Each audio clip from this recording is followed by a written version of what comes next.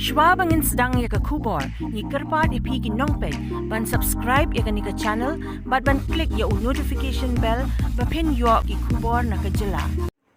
Sdang ki driver taxi ban Pynsangeh Kamai saya kiba saw bat iki kali saw barit kiba kamai ha katei ka sngi bat Pynhiar Lut Iaki passengers katei ka jingleh jong ki ha ki thaiñ khyndai lat bat lynti hajan ka post office bat haba Sdang ban twad jingmut na ki paidbah ya ka Shah Pynhiar jong ki kila iathh ba kim tip na ka daw ba ki Shah Pynhiar Hadien kumba katto katne minit lawan lap ki pulit bat ki lat Pynsangeh ya ka jingleh jong ki driver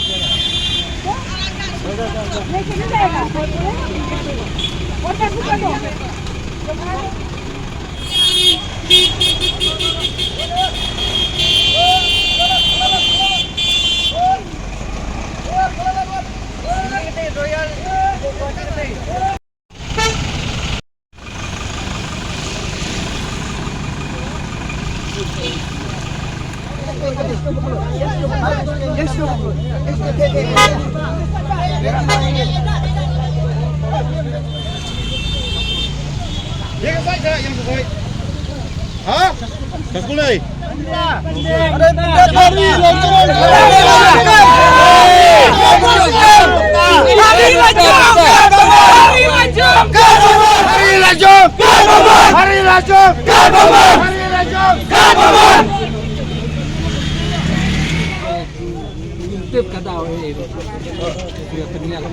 Oh, mana po Pynhiar pi?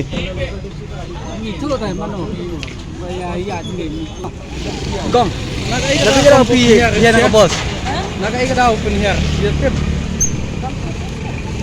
Dia tip lah. Tik kayaknya. Mana Pynhiar pi? Mana Pynhiar?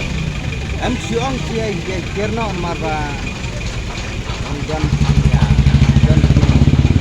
Ini nampak Pynhiar cepat ni balik tentang Pynhiar tentang tiga baik lipat nilai amno.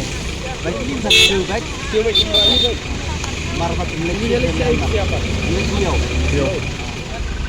Kita nak pergi tahu.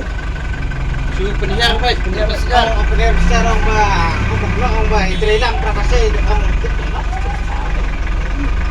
Tapi lihat amno mentah apa? Lagi semua baik. Lina siya, yun. Satna na yung kamay yang. Kamay dia beti dengan lain. Nanti ko dengan lynti na. Mana Pynhiar pi mentan? Mana may Pynhiar? Pynsangeh. Mana bang nanti minit mana. Ang balik style lah. Siya ko ang ma. Toto.